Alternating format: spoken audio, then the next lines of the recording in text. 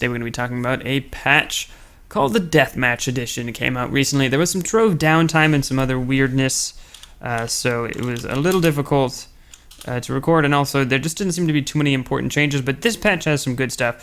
First of all, if you type /bow, your characters will now bow.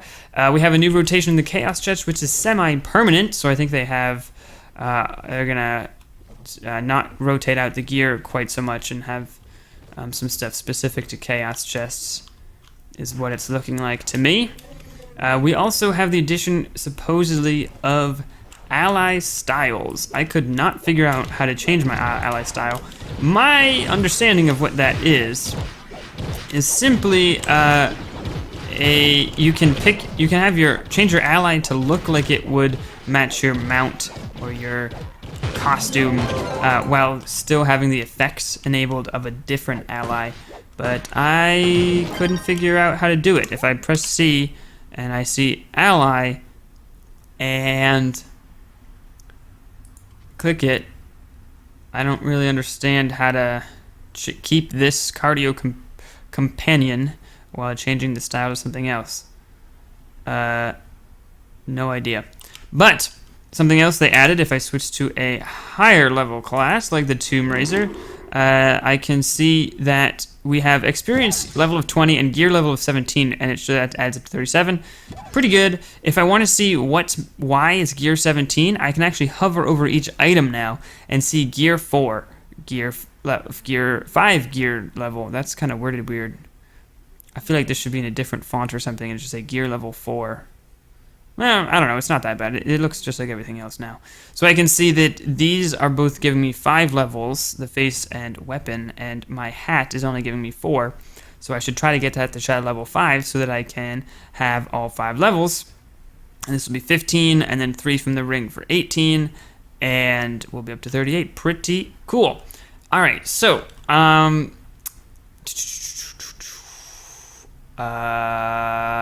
the next thing I wanted to talk about, I already showed you the bowing, is some stuff that is interesting and probably something that I think the Trove community's probably been wanting for a while. I personally didn't care, but they changed the way loot drops in an adventure world and also in Shadow Towers to the point where, oh, I'm using the wrong class. I wanted to level the Reverend. To the point where you actually won't get any loot if you are not within the acceptable level or rank range. I don't know which one you would say. I guess level.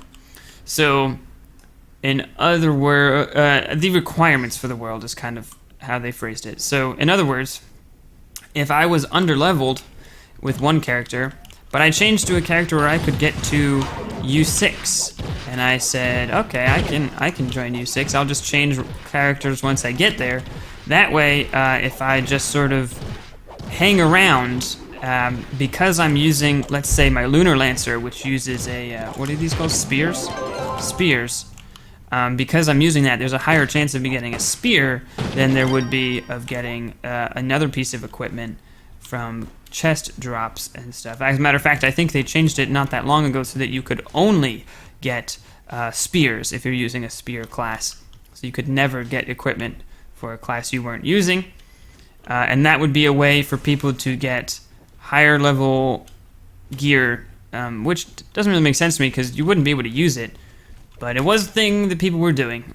So now, what it really does, I think the biggest effect it's going to have is that there will never be a time where lower level classes have filled up an adventure world and you can't join it, say for the hourly challenges. But I think with their new server capabilities, that was pretty unlikely to happen anyways. So, I don't know. I do think people complain about leechers a lot, and this will probably make it so that everyone is at least capable of contributing to dungeons, because they wouldn't be there otherwise. They have nothing to gain. And, okay, that's fine. What the heck was that noise? I've never heard that noise before. Maybe that was the dragon?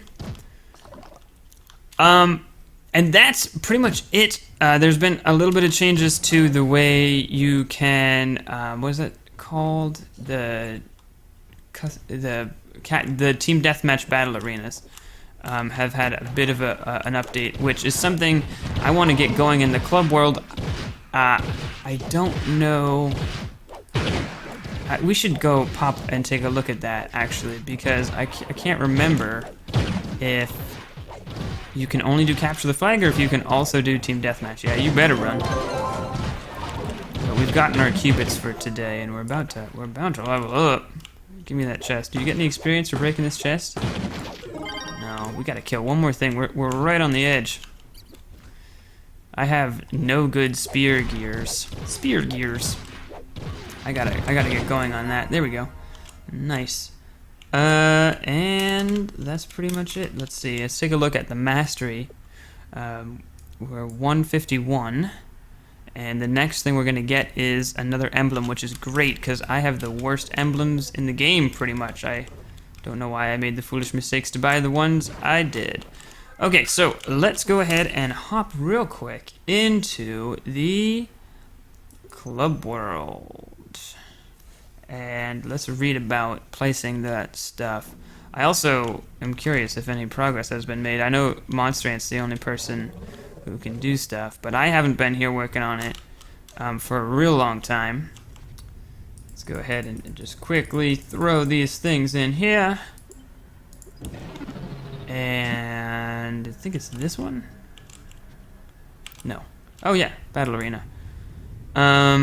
Okay, so capture the flags, team spawn, battle portal, 3 feet, capture the flag, team deathmatch. So you definitely can. You absolutely can. So this is going to be like a top priority for me personally. The tree is going. It's going. Yeah, it looks like maybe some work was done, and that's pretty great. I know that there are some decisions that must be made that I've been slacking on, so that is my fault, and that's that. And this whole town, we may turn the town into a battle arena, but I kind of doubt it. I think we're gonna leave this as an aesthetic building project. I really have some ideas for that, more so than the tree. And then we worked a bit on this. Was this video or live stream? I think this was live stream. But this was a test of a tiny floating island.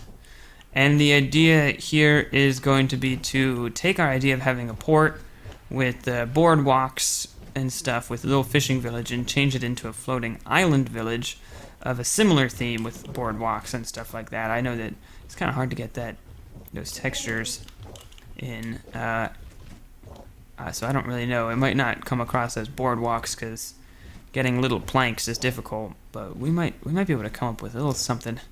Maybe if we used mustache blocks or something. Could come up with something weird.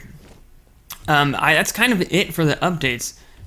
The only other thing that I think was around that I can't remember how to do was that I think they had an accept all friend request, which is what I wanted. But they also sorted things. This was in a previous batch, so that all the friends you who wanted invites were actually at the top.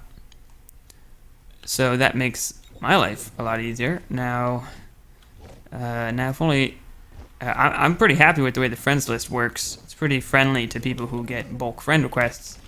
As far as I know, not the club invites yet, though. That's the real kicker.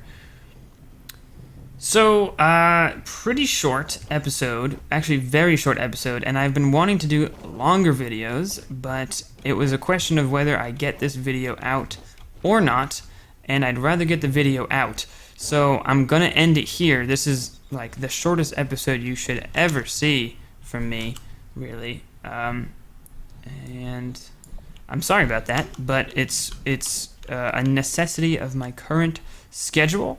But I've been able to get some bulk recordings in for awesome games such as Dex, but also The Witness, which I would highly recommend. It looks great. It is an amazing visual game. There's clever puzzles that just feel so good when you finish them, as well as a couple pretty rage-inducing ones, which I'm sure you guys will enjoy. So check that out. And I'll see you guys in the next Trove video for a longer one. Probably there's going to be beginning that project of getting a Bootyville Capture the Flag or Team Deathmatch arena going on. Woo, can't wait. See ya.